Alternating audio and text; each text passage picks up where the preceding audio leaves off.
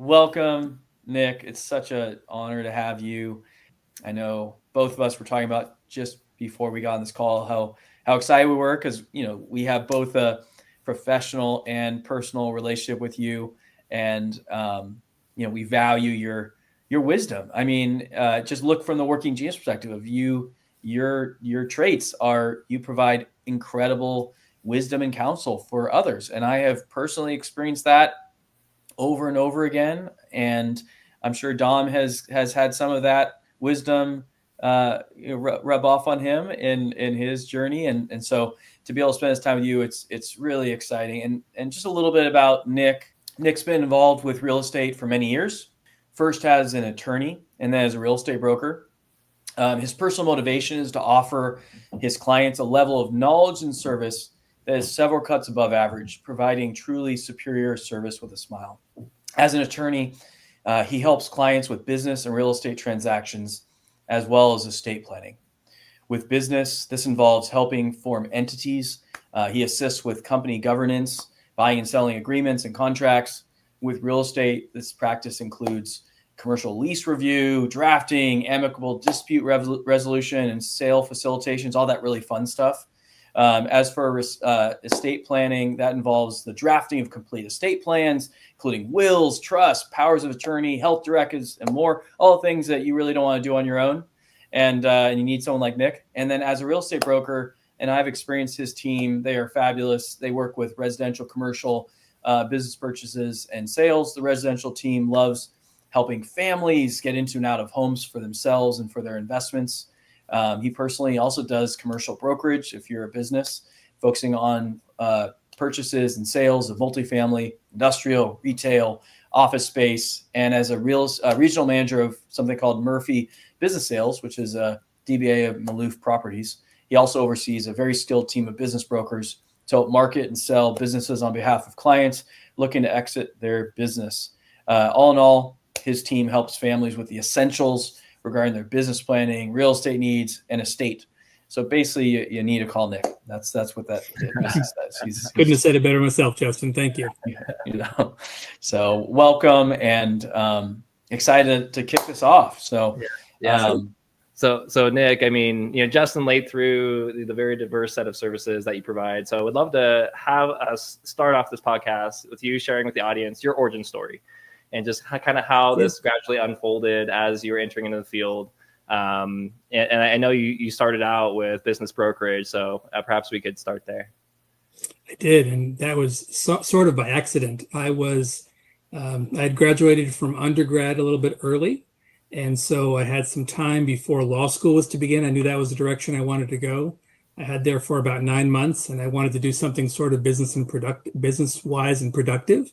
And so I got my real estate license, and I went over to a local real estate firm, figuring I'd just be helping to learn how to buy and sell homes. And they said, "You'd be a good candidate for our business brokerage firm." And I didn't even know what that was. I didn't even know that it existed. I was essentially a young kid at the time, but I wound up doing business brokerage all through law school. And then eventually I graduated law school, became an attorney, let my brokered license lapse, or let my real estate license lapse. And after a few years, I realized I missed doing the deals. I missed helping people buy and sell real estate as well as businesses. And so I got my broker's license this time around.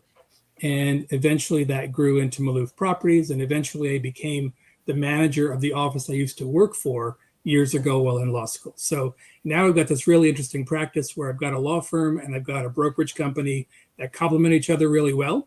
We can help people, whether wearing an attorney hat or wearing a broker hat, depending upon what their needs happen to be. And really, a small business owner is an ideal client for me as an example, because I can help them with their personal residence, their commercial property, their exit strategy regarding their business, their estate plan should something happen to them. All of that gets folded into sort of my office between myself and my team. So it's worked out well. Yeah, no, that's amazing. It is very interesting to me. Like outside looking in, you might think that this is all, very diverse set of things, but I think, as you so eloquently put it, it all intertwines together in a client's life cycle. And I've seen firsthand that you have clients, from when you first started out and delving into the business brokerage. So I mean, to have those long-standing relationships is, I think, a testament to the quality of the work and how you serve people. So that's amazing. Thank you for going Thank into you. those. That is what I strive to do, and I'm really blessed to have lots of clients for 20 years, which is great.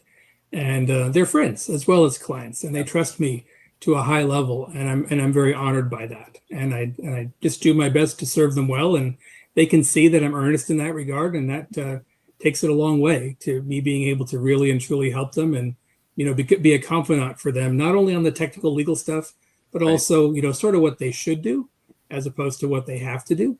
And they oftentimes come to me just for that general advice, based upon my knowledge of them and their family and their circumstances and our history together, having worked for them for so long. Yeah, absolutely. Could you take us through some of the sources of your inspiration? I mean, obviously you love what you do and you love the clients that you serve and they love you back. But what are some of the things that get you excited and inspired to do the work that you do? Yeah, I mean, we all have those moments of drudgery, right? Like, oh, got to go to work again, that type of a thing. And I think that's natural for anybody. But one of the reasons I developed a diverse practice like this is because it really helps dispel that for me. I've got so many different types of things going on, a varied team, a lot of different types of tasks on any given day. Mm-hmm. And it really just helps me stay interested, stay focused, and allows me to just not get bored with any one particular thing. But in terms of an initial inspiration, I'd probably say my dad, honestly, just in terms of he was always interested in business. He was always interested in real estate. He dabbled in both and was pretty successful in both, and didn't have nearly the education that I've been blessed with, and made a success of himself. And that was something that I didn't realize entirely originally growing up, but now looking back, seeing what he did versus what I did with all of the benefits and the formal education and all the rest that I had that he didn't have, it's pretty amazing. Yeah, love that. Take us through your leadership journey and some of the key things that you learned along the way. I mean, you've had the opportunity to work with a diverse set of business owners, and like you, I am inspired by the people that I work with, and there's different lessons I learned through that. So take us, through the evolution of that journey, just starting out to where you are now. Well, there's a lot of different kinds of leadership, and and you can be a leader in different forms with different constituents or different groups. I enjoy inspiring people to overcome problems, to think out of the box, to figure out how to achieve something that everybody's down on or not expecting to be achievable. And that type, that desire in me really lends itself pretty well to managing a team of brokers or a team of agents, because every deal is different, whether it's a simple home purchase or sale or a business or a commercial property. There's always something to overcome. Mm-hmm. And leadership to me in that context is getting a call from one of my agents or broker associates and hearing what's going on and figuring out, how do we get out of this? How do we make the client happy, restore our ability to achieve their objectives, and keep a deal together if it's meant to be together? So there's that element. Another element is just when I'm working with the client directly, there's a need to establish a certain amount of leadership even with the client, because you have to engender the ability to be trusted, right? And that means you've got to demonstrate competence, you've got to demonstrate earnestness and a willingness to understand and listen to what their objectives are and figure out how to achieve them. And so in a way, you're a leader by helping them do what they want to do, not doing what you want to do. And and when they feel heard, they suddenly start trusting you and allow you to lead them through the process that they need to go through in order to achieve their objectives. And that's really my perspective, and that's the perspective I share with my team. Everybody on the brokerage side knows the money will follow. That's not the focus. The whole NAR lawsuit and all of that, it's very unfortunate, because anybody who's truly trying to help a client buy or sell real estate, or a business for that matter, they just need to service the client. And right. With proper service, they'll make a good living. It doesn't need to be the focus. And unfortunately, for a lot of the big firms that were targeted there, it became the focus and kind of painted us badly across the industry. Yeah, certainly. As you are, considering expanding your team, what is some of those traits that you're looking for in individuals specifically before, they can, make it to be part of either the brokerage team or the real estate team? Right. Yeah. So, I mean, they're all the same ones that any employer is looking for, right? Yeah. It's not too terribly different. I will say that working in brokerage, if you don't have experience in that context, it's a process. It's a process to develop yourself, to develop your network, to develop trust among the people that you know, or to get in front of people that are decision makers and able to engage you for the sake of helping them buy or sell. And that fastidiousness and engaging in that process and being in front of people and building that network and gaining all that trust is the one and single hardest thing to do for anybody who's trying to start out. Now, for my offices, really the best candidates for me are not people who are trying to start out. They're people who don't want to be in sort of a large corporate environment where they're being sort of talked down to or asked to mentor a lot of very new people who are going to come and go, oftentimes kind of in a revolving door. I'd love to grow my team on the brokerage side with folks that are experienced and want to be able to just deliver a high level of service, have good support through me as attorney and broker to help them keep deals together in a sensible and ethical way. And those are the folks that I'd really love to meet and expand my team through. Yeah, wonderful. Love it. Now, Justin and I did a podcast recording, and we were talking about just the number of baby boomers who are small business owners who are going to be retiring over the next 5 to 10 years. Right. And that number is absolutely massive.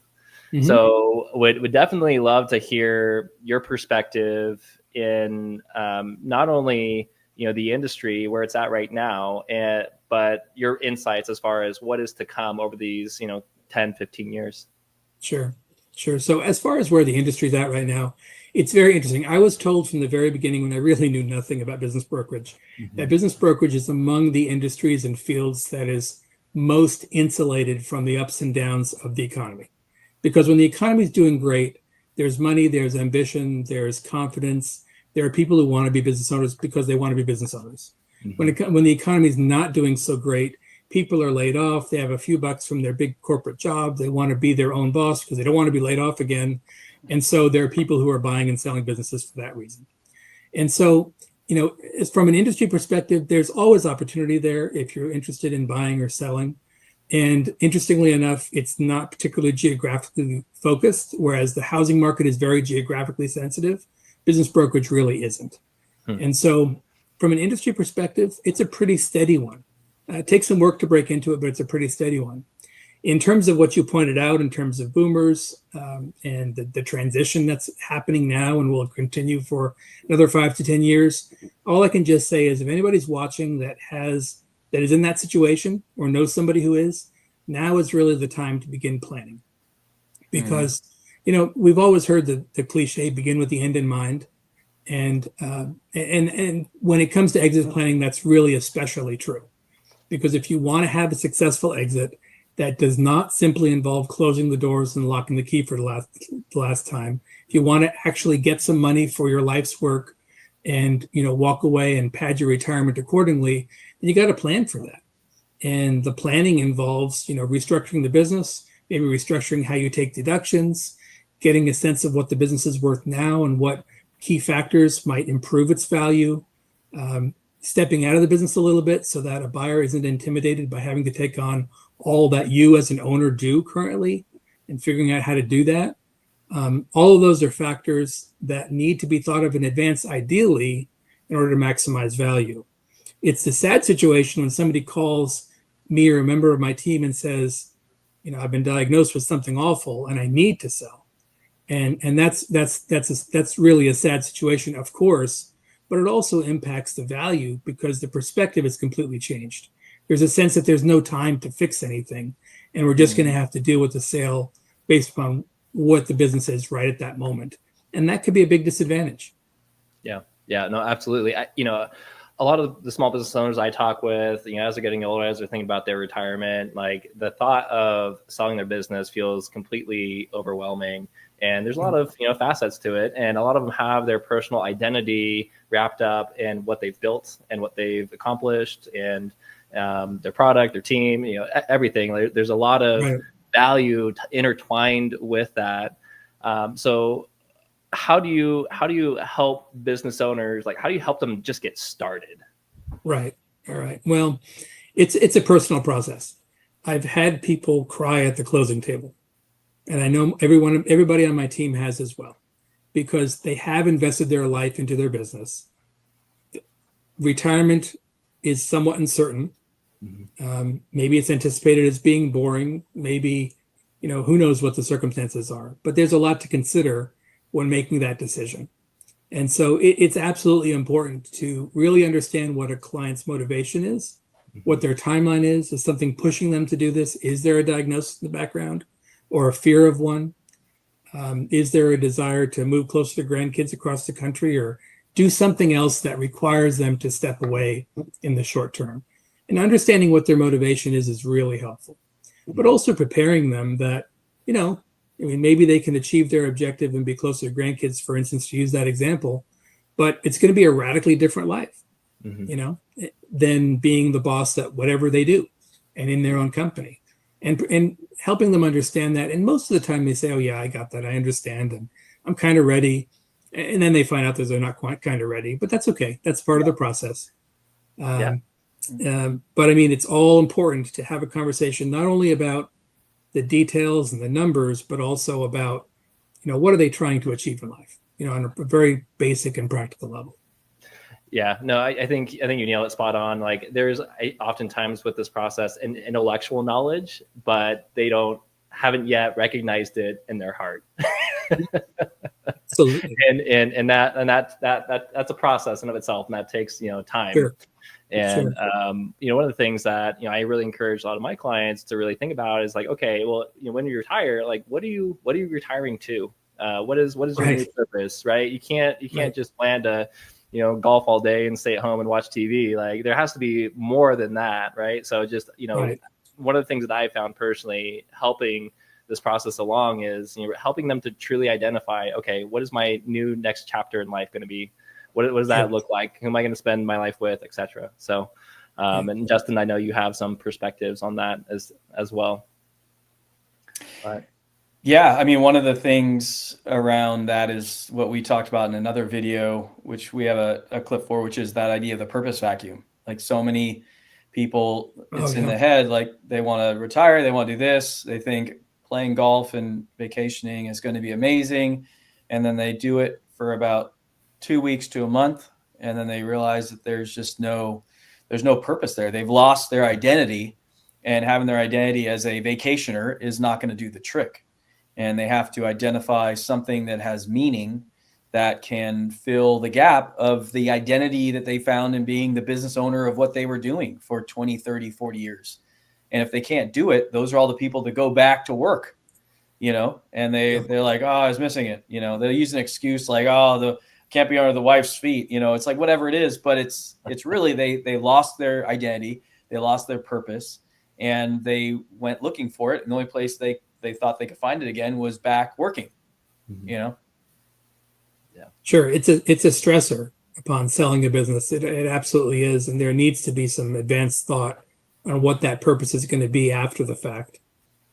And that's where understanding working genius as somebody who's moving towards retirement, if they've never done it before, is huge. Because really, when you retire, it should be that now you get to do things that you want to do, whatever you want to do, that you don't get paid for, but you enjoy doing. That can be work. Like I see the most happy and fulfilled retired people are doing a job. They say, I'm busier than I was when I was working, but they're happy because they're doing things in their God-given gifts and talents that they get energy and fulfillment from, and that they make an impact with.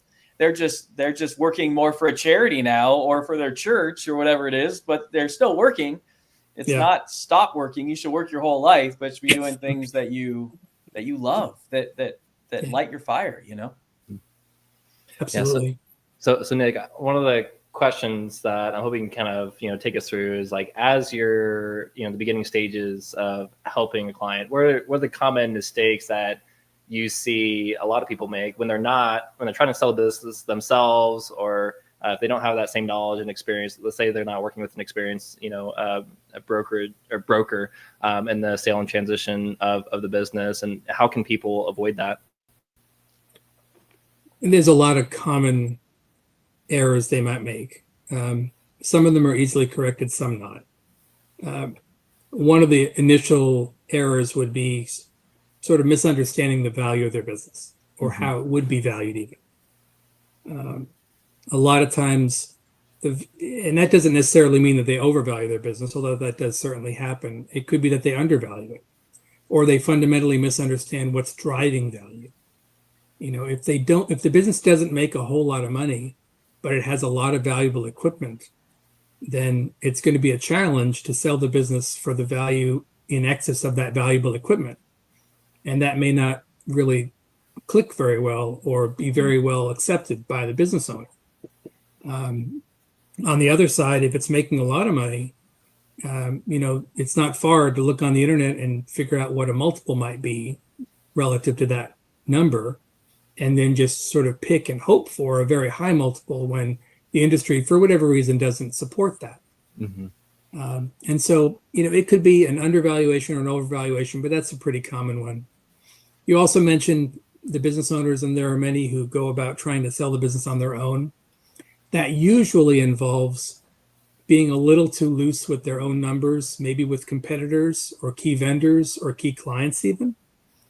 And, that can be problematic because one of the things any business owner really needs in the context of their sale is confidentiality and a tightly driven process that lets people know on a need-to-know basis when they need to know, as opposed to having things too loosely out there in the public domain without any controls. And so if you start calling competitors and say, hey, I've been at this a while, what do you think? It can become a problem in terms of, because then the competitor speaks to their next client and says, oh, them over there, they may be on their way out. You probably want to work with us. Or any number of conversations can occur. Or they might be inclined to try to poach key employees and say the same thing. Hey, your boss, he or she's getting older, whatever the case may be. So the mistakes mainly center around some error in regard to valuation or just not keeping information close enough to the vest to maintain the value that you have. Those are the big ones. Yeah. And I've seen some of these reports that you've produced for some of my clients, but you have the ability to get very, very specific with industry data and have actual data in terms of, the total revenue of the business, the expenses. And so that provides this precedence, what to work from, and at least as a starting point, right, when valuing the business. So I think that in of itself is just incredibly valuable. It is. It's really helpful, and it dispels the idea that I'm just sort of picking a number out of a hat, because there's some detailed logic to it, and oftentimes, depending upon where we are in the cycle with a client, we won't charge for that. We'll just be interested, honestly, to see, what drives the value in their business, what other businesses have sold, and provide that information. And if we're looking at a more strategic level and trying to prepare them for an eventual exit and give them something that's more concrete, so to speak, then we would charge for evaluation, applying that data to their numbers and their industry and their location, and giving them a current value as well as advice on ways to drive values up further. And so, again, with some time, they can just do better upon their exit. Another thing to mention is that oftentimes owners will have a dream of selling to a key employee or even a child or a group of their kids. And that's wonderful, but it's important also to realize they're usually leaving something on the table when they do that. There's absolutely nothing wrong with doing so. And I can understand the idea of legacy and giving back, especially to a key employee, but it's still important that they don't jeopardize their own retirement on account of it. And whatever they do or may leave on the table, they do it eyes wide open, and it's their choice. Right. And hopefully whoever they're working with is grateful for it. Yeah. No. So you mentioned earlier in the conversation, the importance of being proactive. Do you have any specifics, hey, if you're planning to sell your business in X number of years, you really need to start thinking about this now? Is there kind of a reference point? Yeah. The period is 3 years. And so that's the main driver. 3 years plus a year to date. So for right now, for instance, we're in August of 2025. Somebody goes to market this month, there's a year to date for 2025 plus 24, 23, and 22 taxes and profit and loss statements. So that's where the numbers in the books need to be the cleanest.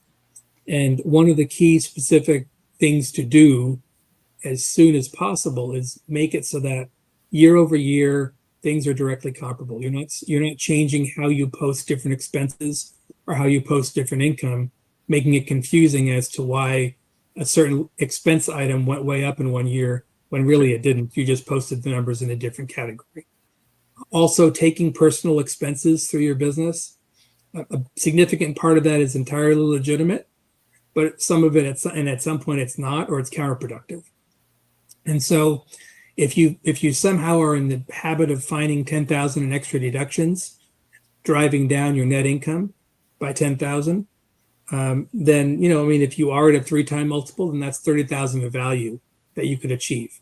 So if you're in the 25% tax bracket for 3 years, you save $2,500 a year for 3 years, but you get 10,000 on the back end. If you didn't do that and just sold your business for more. And that also makes those kinds of adjustments also makes your business more lendable as well as just more desirable for a buyer. Yeah, absolutely. No, thanks for that level of detail. I think that's super helpful. How detailed, do you get with clients when looking at, the business entity, for example? Are you advising them on, hey, we should consider this structure versus this structure when going to market?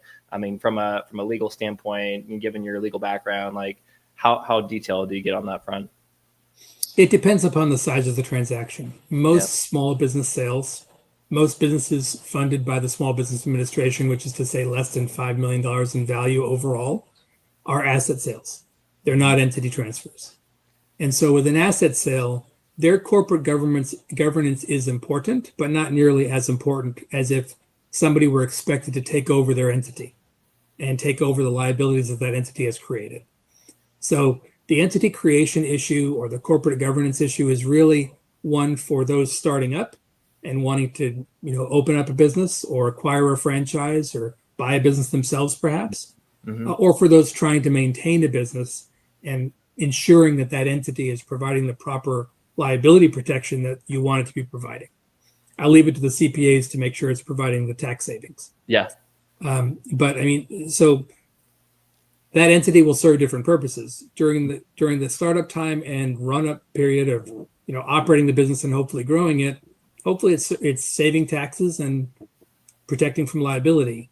But most of the time, unless the business has really grown rather large, it's not that important on the back end upon resale. Got it. Very helpful. Go ahead, Justin. I said a question, like when you have a business, if it's growing and they're either selling or they're gonna, they're passing it down to their, to the next generation, is from like a business selling revenue perspective to profitability. Like, if let's say the business is high revenue, it's showing a really good growth. Is that weighted more because the new businesses, if they're going to buy it and want to run it, sees that we can make it more efficient, but it has high revenue, or is the level of profitability, let's say lower revenue, but they squeeze more out of the lemon? Like, is there a balance? They look at kind of both sides and go in terms of how that's valued with a business?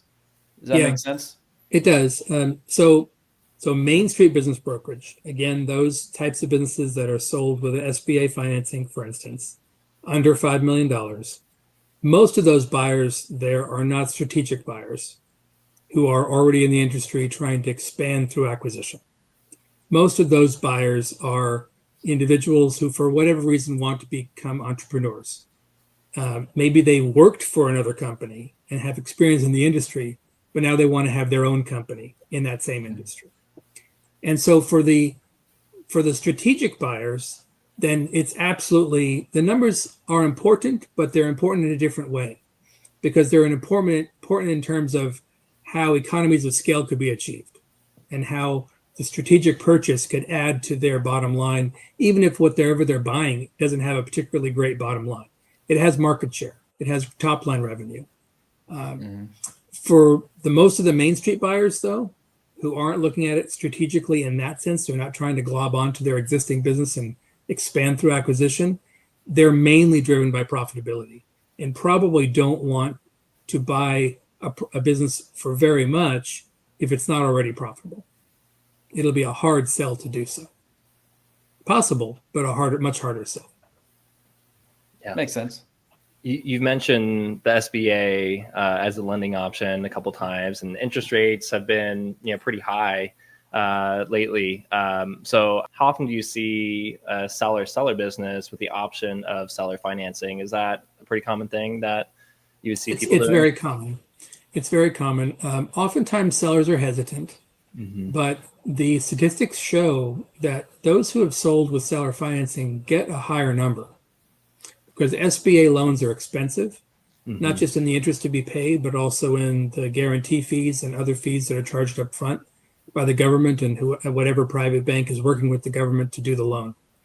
And the confidence that a seller gives when saying to a buyer, hey, I'll finance you, or at least help finance you, is significant in terms of giving the buyer a sense that this business is going to be able to endure beyond that seller's tenure there as whatever he or she does.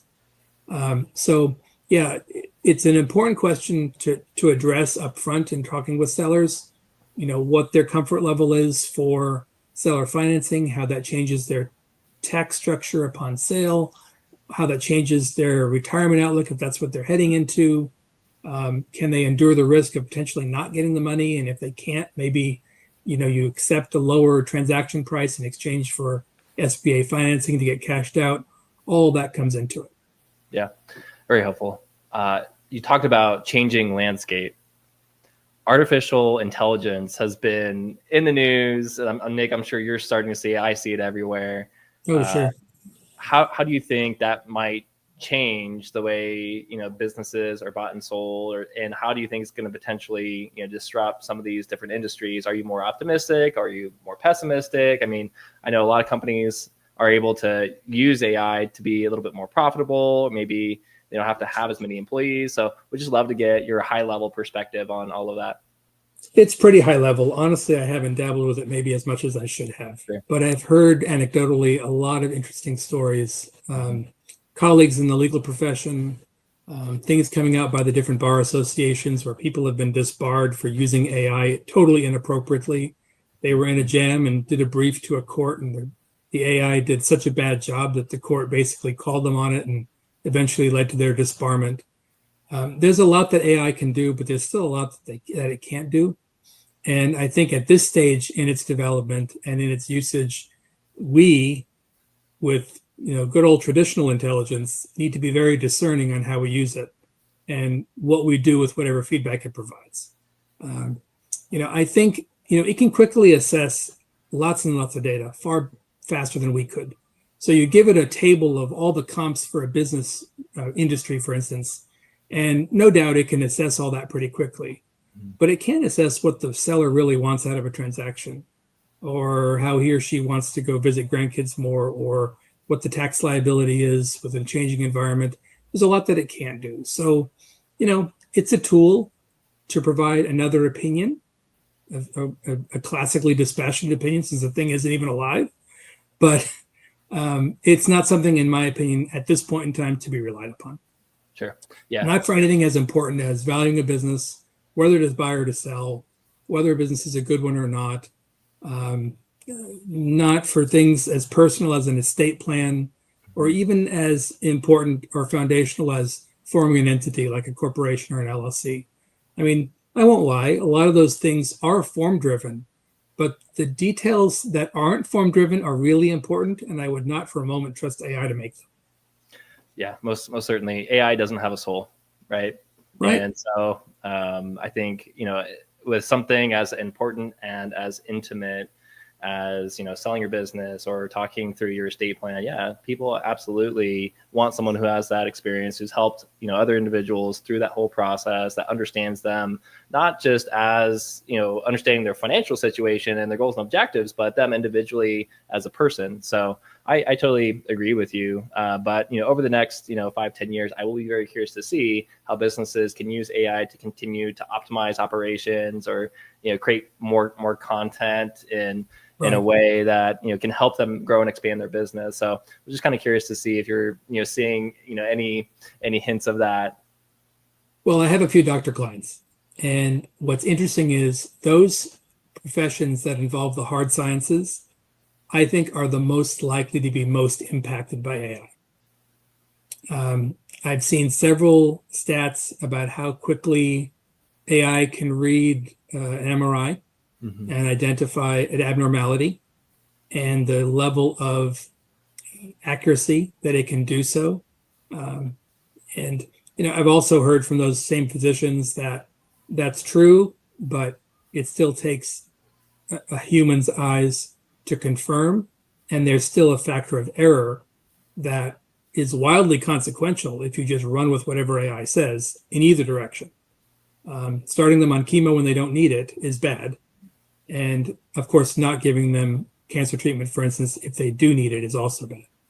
So it's a tool. It's a tool like so many other technologies. It's a tool that could be misused to a point of harming a client, but it also allows for extra efficiencies. And I think it's going to make its biggest impact in the near term in those areas where there's a clear answer from a scientific perspective. Sure. But things that are more touchy-feely, like should I sell my business now, or honestly, what the business is even worth, because it's not worth a specific number. It's typically worth realistically a range. It's just not going to be quite as useful for them.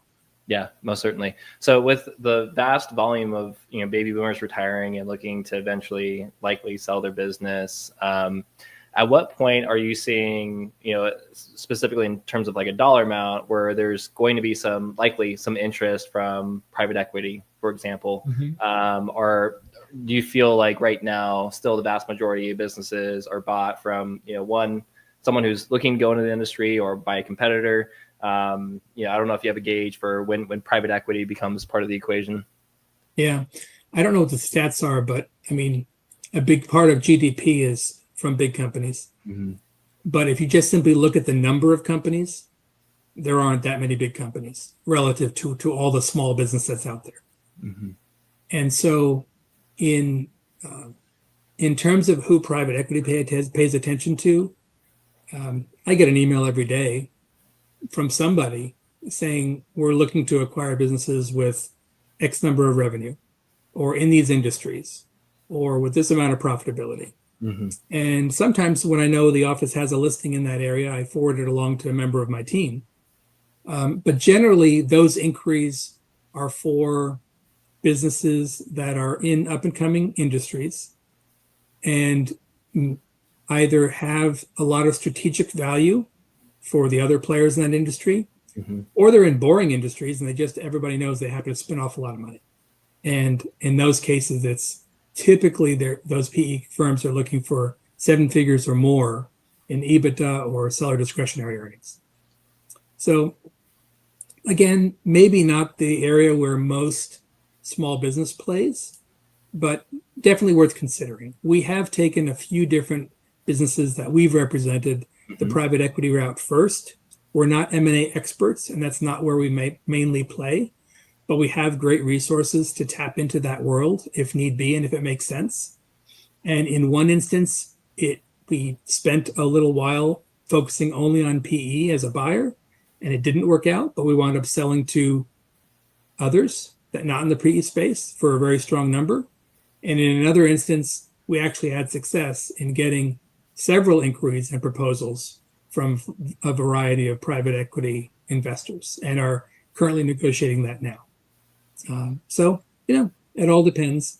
But I don't think for most business owners, private equity is, it would be nice to think that they are in that world, but most aren't.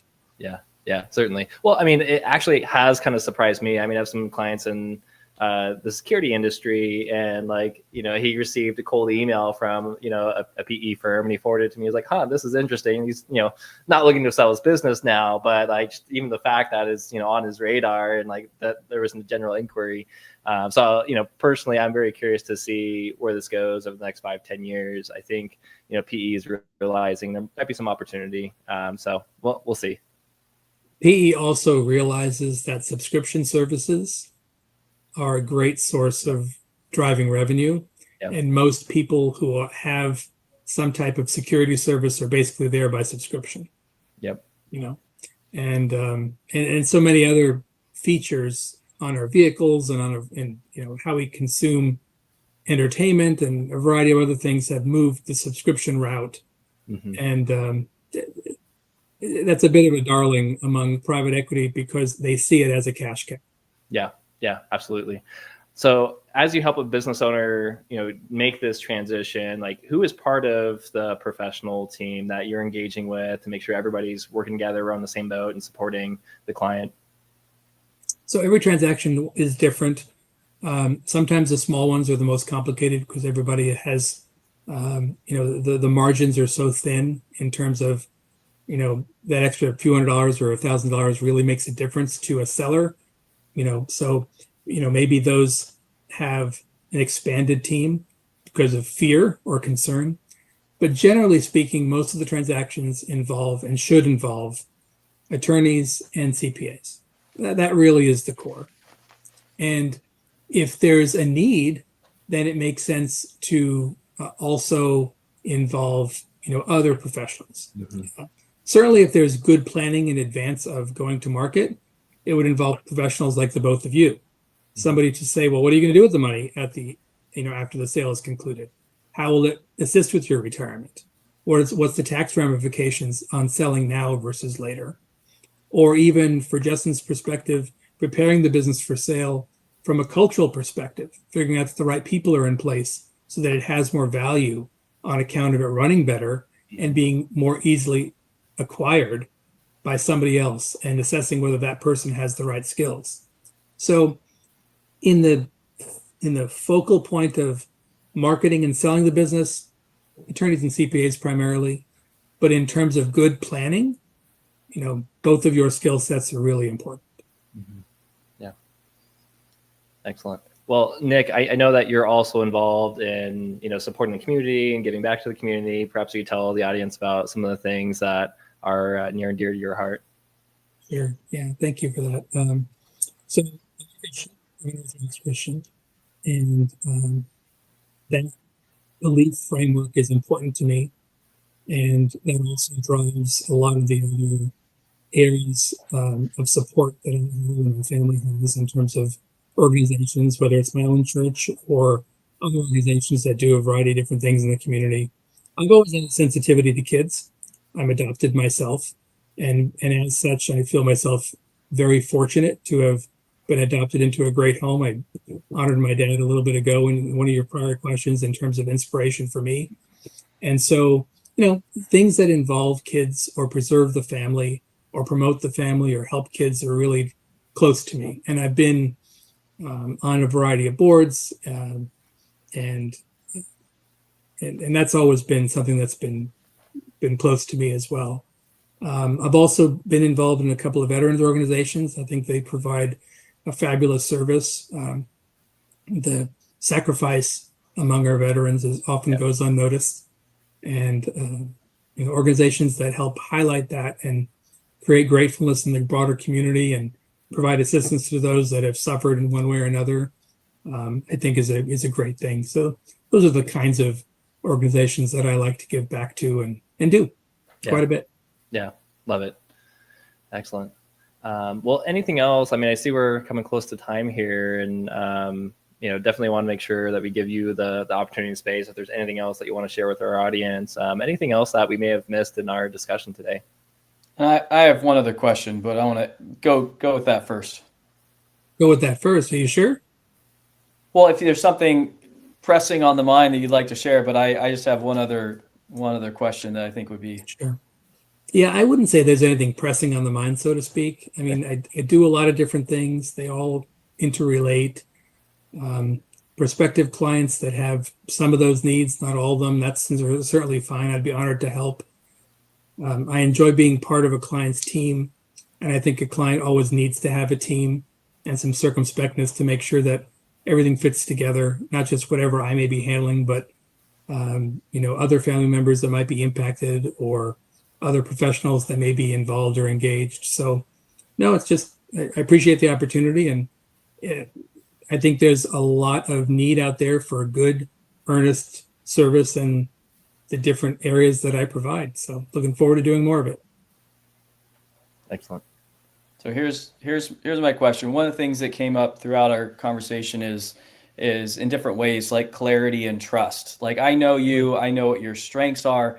I know that you have a unique gift of being able to create clarity for clients and also build trust, both, being able to have clients trust you, but also building that with your team. So leadership from a trust perspective, and also loyalty with clients that is built on trust. Now, not all of us, not everybody who's our viewers has your unique gift of discernment in particular. That was the one that I've seen really come out in our efforts.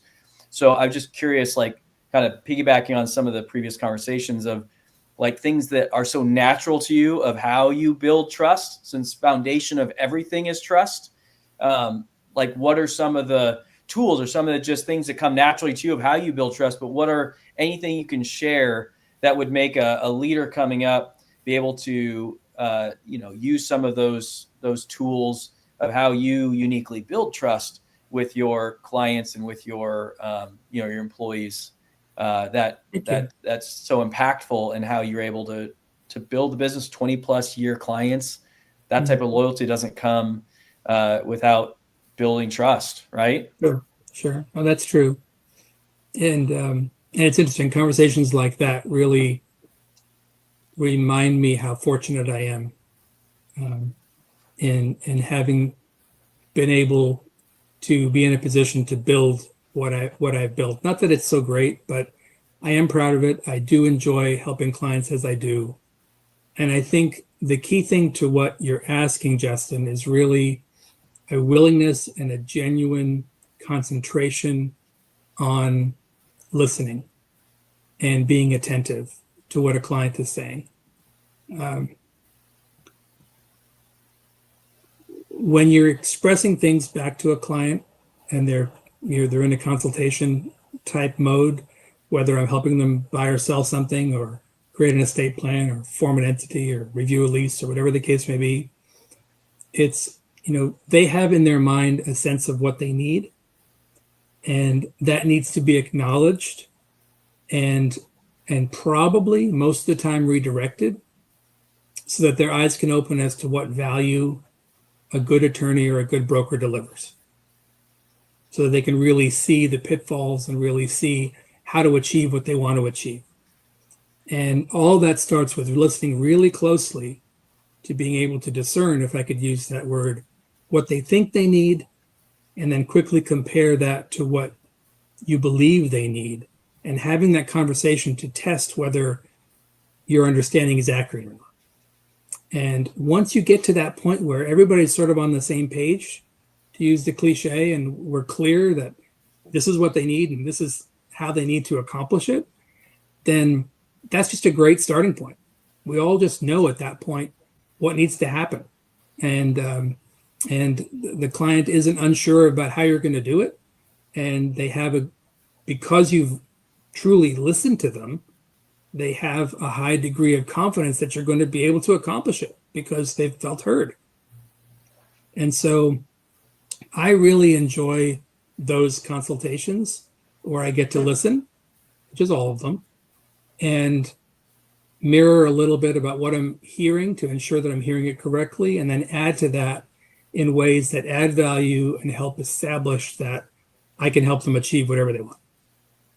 That's the important thing. And so, true, not all leaders have that, and that's fine, because there are great leaders that don't. But in order to work well in my world, in my environment, where I'm typically across the table from one person or a husband-wife team or a small group of partners or shareholders, it's important. It's important. Now, if I was running a huge company with hundreds of employees, well, I'm not going to have that much interpersonal assessment of everybody, right? It's different at that point. But when I'm dealing with, by and large, small group settings where the other individual is important as an individual and whatever he or she thinks or thinks they think, it's very important to listen and gain trust and lead that way through, ensuring that they're heard.